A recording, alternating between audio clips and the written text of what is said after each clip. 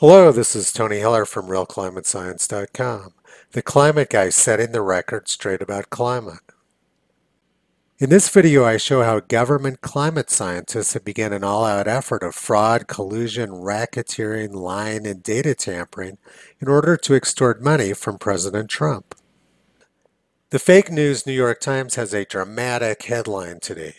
Government report finds drastic impact of climate change on the United States. Washington, the average temperature in the United States has risen rapidly and drastically since 1980, and recent decades have been the warmest of the past 1,500 years, according to a sweeping federal climate change report awaiting approval by the Trump administration. The draft report by scientists from 13 federal agencies. It's easy enough to tell whether or not these scientists from 13 federal agencies are telling the truth because all of the U.S. temperature data is available online.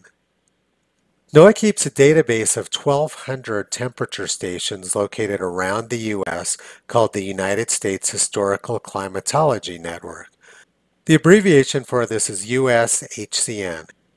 What I've plotted here is simply the average maximum daily temperature at each of the 1,200 US HCN stations each year. What we can see here is that US afternoon temperatures are doing the exact opposite of what these scientists from 13 federal agencies claim. US afternoon temperatures have plummeted over the last century. So why are these scientists claiming that they've risen dramatically? Are they lying? Well, yes, they are lying, and it gets much worse than that. Let's look at minimum temperatures now and see the extreme fraud they're engaged in with them. Remember, the study said that U.S. temperatures have risen dramatically since 1980. And while maximum temperatures have declined sharply, minimum temperatures have risen since 1980. Nighttime temperatures have gotten warmer in the United States since 1980, but look what they did. They picked the coldest point of the last century to start their trend. Had they started their trend back in the 1930s, they would have shown that nighttime temperatures in the U.S. now are about the same as they were 80 years ago. Picking the lowest point of the last century to start their trend, I don't see how climate fraud can get any worse than this, yet government scientists and academics do this all the time. Anytime you start a graph at the lowest point, you're going to get an upward trend. It's like you've hiked down a mountain, gotten to the bottom of the valley. The only way to go is up in either direction. A lot of this upward trend since 1980 is due to urban heat island effects. We've spread out into the country, we've paved over former farmland, we put in central heating and air conditioning, we have snow plows clearing the roads, we irrigate lawns. All these things cause nighttime temperatures to increase. But it doesn't have anything to do with carbon dioxide, and that's what the scientists want you to believe, so that we'll keep sending them money. If the warmth was due to carbon dioxide, we wouldn't have had even greater warmth back in the 1930s when carbon dioxide levels were very low in the atmosphere. The real issue with heat is summer temperatures, though, because mild winter temperatures don't hurt anyone. So let's look at summer temperatures now. This graph shows the percent of summer days over 95 degrees at all United States Historical Climatology Network stations. As you can see, the frequency of hot days has plummeted in the United States. We had a huge spike back in the 1930s, which was completely unprecedented. In 1936, more than 1/3 of summer days were above 95 degrees. Now we typically have less than 15%. There was also a huge spike in the 1950s, but the frequency of hot days in the United States has plummeted. How hot was it in the 1930s? Well, let's look at temperatures from this date in 1934. This is the front page of the Decatur, Illinois Herald from August 9, 1934, reporting on August 8th temperatures. No relief in forecast as nation bakes. Midwest high is 115 degrees. 115 degrees in the Midwest? They hardly ever get over 100 anymore. That sort of heat is completely incomprehensible to modern Americans. We just don't see temperatures that hot in the Midwest anymore. This map shows temperatures on August 8, 1934.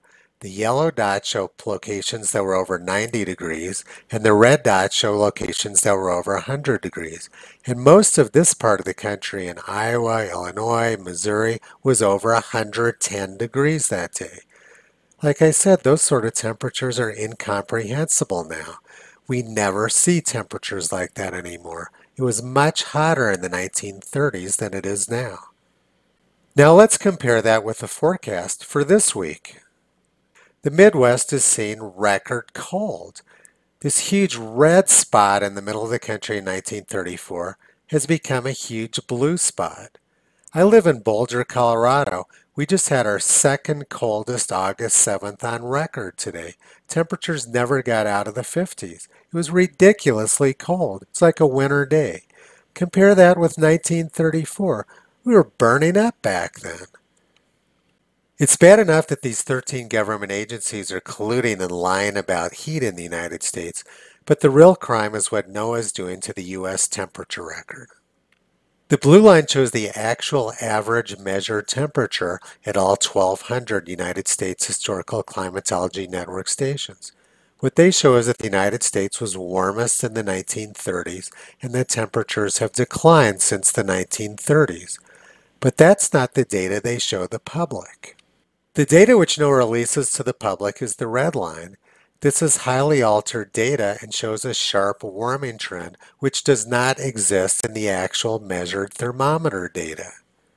NOAA is massively tampering with the U.S. temperature data to make it look like the U.S. is warming when we're not. They're committing fraud. So why are they doing this? Well, it's all about funding and influence. During the Obama administration, they were encouraged by the White House to commit this sort of fraud. But now their funding is threatened because we have an honest president in the White House. If there's no climate scare, their billions of dollars goes away. If global warming disappears, there's no funding. Back in the 1970s, they got their funding pushing global cooling. Now they get it pushing global warming. But the globe is not warming, and the United States is certainly not warming. It's time for President Trump to drain the climate swamp and end this scam once and for all. Visit Toto on the web at realclimatescience.com. He's been pulling back the curtain on junk science for a long time.